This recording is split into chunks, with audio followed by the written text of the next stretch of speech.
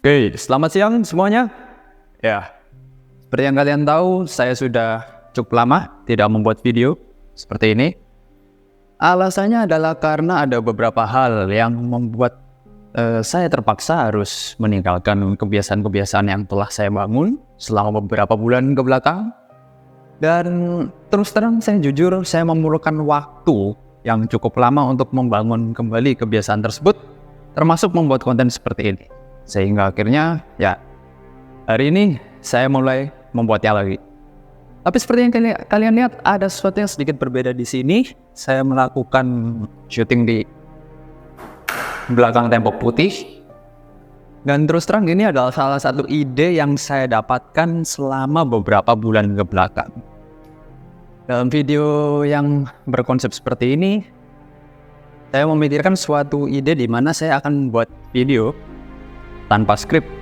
Di ruangan ini sama sekali tidak ada skrip. Hanya ada saya di sini, tembok putih ini, dan kamera atau Anda yang sedang menonton saya saat ini. Dan welcome to the White Room. Oke, dan dalam video kali ini saya ingin membahas suatu kata-kata motivasi. Kata-kata motivasi yang cukup sering digunakan ketika seseorang hendak memulai sesuatu atau mungkin ketika mereka sedang sedikit terpuruk dalam sesuatu. Kata-kata itu adalah hasil tidak akan mengkhianati usaha. Namun kenyataannya apa benar demikian? Apa benar bahwa semua hasil yang kita dapatkan itu tidak ada dan tidak mungkin ya hasil itu bisa mengkhianati usaha yang kita lakukan? Well, terus terang menurut saya pribadi, dan di sini saya akan mengatakan dengan terang bahwa hasil itu sangat dan sangat bisa mengkhianati usaha yang telah kita lakukan. Menurut saya sih naif ya kalau berpikir bahwa hasil itu tidak akan mengkhianati usaha. Mengapa demikian? Saya akan membuka dengan suatu cerita yang mungkin kalian pernah dengar atau bahkan kalian pernah menonton. Cerita ini berasal dari film Kung Fu Panda. Ya, semua orang harusnya mungkin kebanyakan sudah pernah menonton film ini, Kung Fu Panda. Cerita di mana seekor panda tiba-tiba ditunjuk menjadi Dragon Warrior dan mengalahkan musuh. Ya. Tapi bukan itu yang akan kita bahas, bukan. Kita akan membahas dari sisi villainnya, sisi enemies-nya, sisi musuhnya.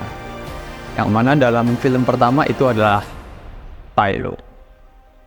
Ya, macan putih yang besar kalau saya tidak salah. Diceritakan bahwa backstory dari Tai Lung ini adalah ketika dia kecil, kalau tidak salah dia itu sendirian, tidak punya orang tua, tidak punya siapa-siapa, benar-benar sendirian gitu. Lalu tiba-tiba si Master Shifu melihat Tai Lung dan mengangkatnya menjadi anak didik dan bahkan mungkin anak angkat juga ya, karena waktu itu muridnya masih Tai Lung aja. Di sana Master Shifu melihat bahwa tiba-tiba Tai Lung itu mempunyai extraordinary skill dalam kungfu.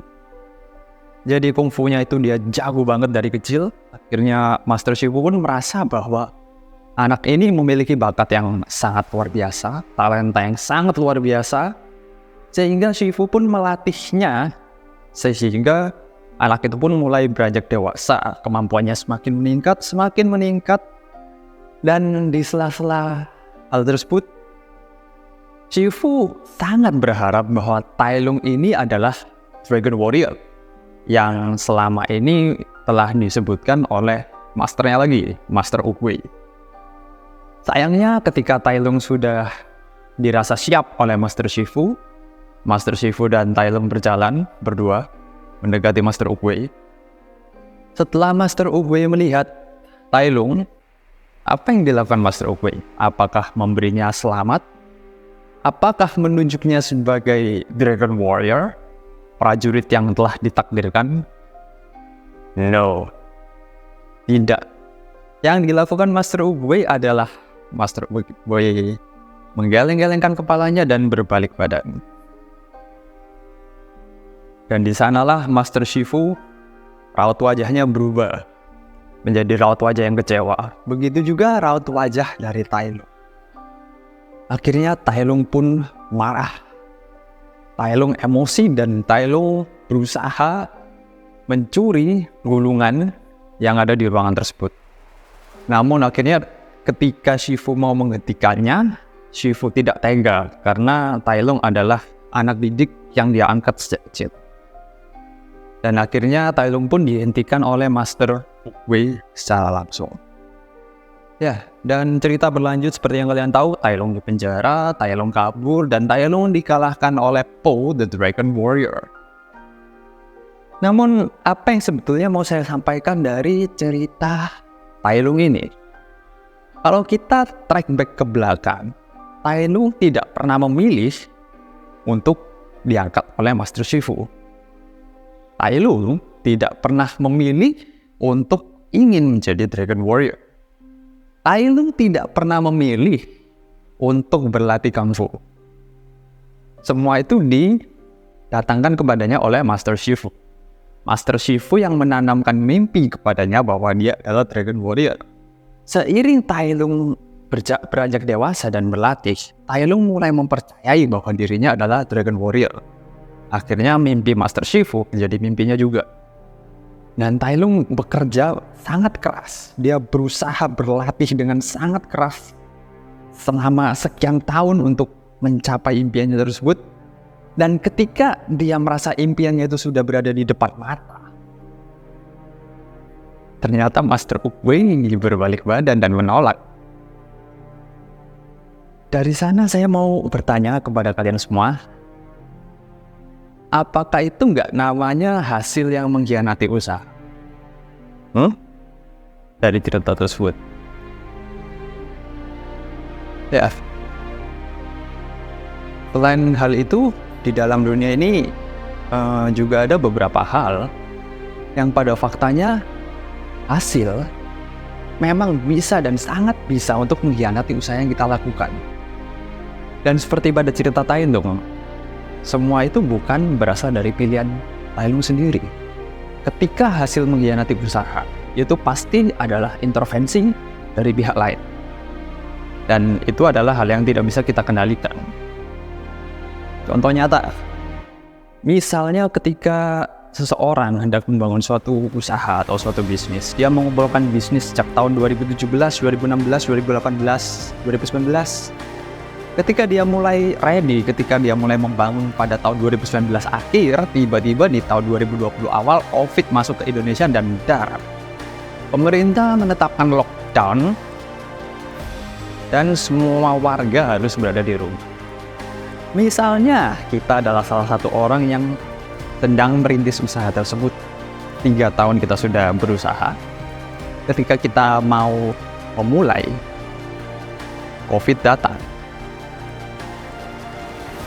Apa itu nggak namanya hasil yang mengkhianati usaha?